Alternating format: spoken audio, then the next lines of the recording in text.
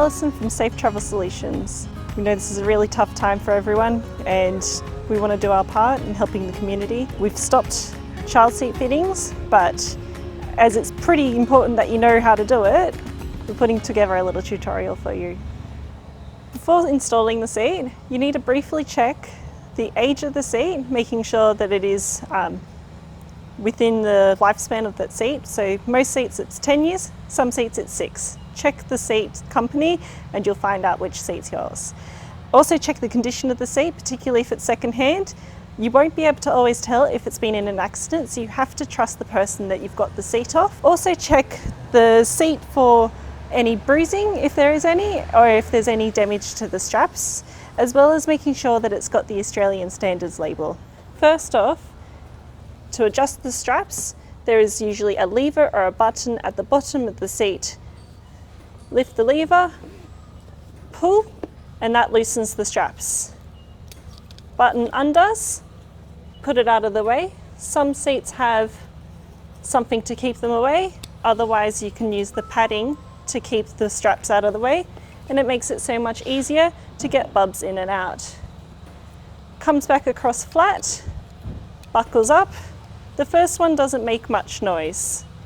Second one makes a nice click, and then you pull here to tighten.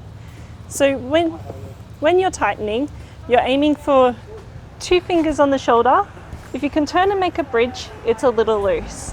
Alternatively, you can do the pinch test. So if you can pinch the material of the strap, it is too loose. If you can't, it's firm enough. Remember, these straps don't tighten once they've been done up, as with our own seat belts. And you don't want them pulling their arms out and having a little dance party in the back seat. No go, not safe. As they grow, you'll need to make sure that the straps are coming out at the right height for their shoulder. A newborn, they'll be under it, obviously, but you want it to be, for a young child, within 2.5 centimeters of where the strap comes out. So their shoulders can be from here to here. As they grow, you'll want to move the straps up. So on this seat, you need to push here and pull there. On other seats, you need to go around the back and adjust the straps. For an older child, you are able to have their shoulders slightly above where the straps are coming out. But for a younger one, you really want them slightly below or at. The closer you get, the better. Now, as they grow, you'll notice there is height markers on the seat. So this one here, minimum of 6 months, and this shoulder height marker before you can even think about turning them forward facing. This one's the maximum for rearward facing, so hopefully maybe 1 year old, that's the recommended. And this one, they need to be at least 4 years of age and this height before they move out into the next seat. But if they're 5 and they still fit in this seat, that's fine. So with these seats, particularly at the current time, you want to know how to clean them. I've seen people try to sponge bath it, and you can actually do it better. Don't worry. So you can actually pull the entire cover off the seat. So usually it's just stuck around there. There's usually some sort of elastic at the bottom here, and you can just pretty much pull the cover off entirely. But before you do that, take photos of the front and the back so that when you're reassembling it, it all makes sense where it goes. It seems logical at the time when you're pulling it apart, but who knows when you'll have a good drying day and how long away it'll be before you put them back together. So yeah, you can put the soft padding parts in the washing machine, gentle cycle, put in a bit of soap. You can clean the straps. You can put a bit of soap and water, give them a bit of a soak and then a scrub, and the plastic shell itself can get given a wipe down. Particularly here you will find a lot of sand and crumbs that they'll eat later and Lego bits. You'll find everything tucked into the sides of the seat. So it's a good idea to check it out every now and then. So when you're looking at installing the seat, there is stickered paths showing you which way the seatbelt must go for the installation. So the blue ones is always showing rearward facing installation, and the yellow ones are always showing forward facing installation. And if you have a red sticker, that's a booster seat. So that gives you a bit of context of what kind of seats there are. So when installing this particular seat, that's a Ratcheting seat, the rebound bar must be pulled out and engaged before installing it rearward facing, and check that you've put it on the correct recline of whichever brand you have to be rearward facing. So with the top tether strap, loosen it off all the way for rearward facing.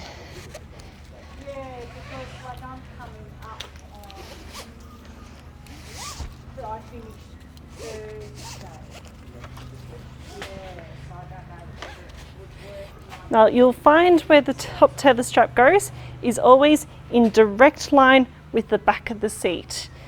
In this example, we've got a horseshoe bar, which is in buses, but we'll show you in a vehicle as well. Get as many tangles out as you can.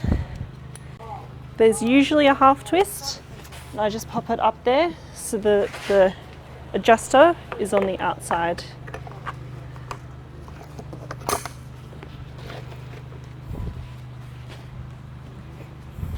So pull firm the opposite side, and then you'll have quite a bit of slack on this side.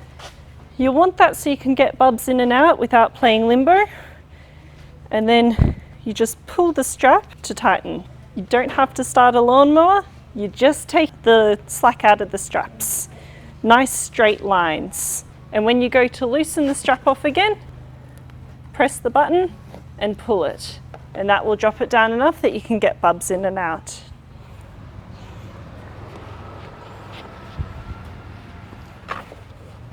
So, pull the seatbelt out and go through the correct one.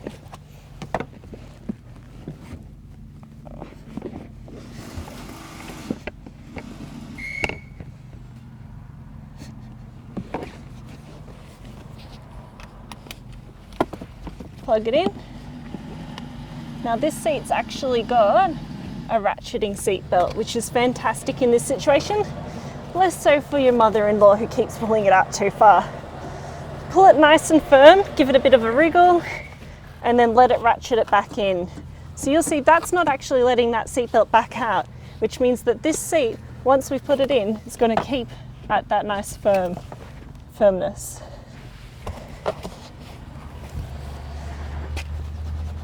Nice and firm. Always check nice and low. Don't go too high, it just seems like it moves everywhere. Grab the top tether strap from the top and pull towards yourself. This will help you get rid of all the twists that are in the strap. And then go plug it in. The child anchor point is always in line with the center of the back of the seat. In this case, it's actually this one here. It's very easy to get it confused with the luggage tie down, but you can't use that. So when you're getting bubs in and out of the seat, you'll want to have the top tether strap drop down a little bit. When they're in the seat, you'll want to tighten it back up again. So just taking the slack out of it, not starting any lawnmowers here, just nice firm straight lines. And then when you're getting them out again, press the grey button and I pull the strap and it just drops it out of the way. You don't have to play limbo here and able to get bubs in and out easily. Another thing to make sure there's a little bit of a gap between the seat and the seat in front of it.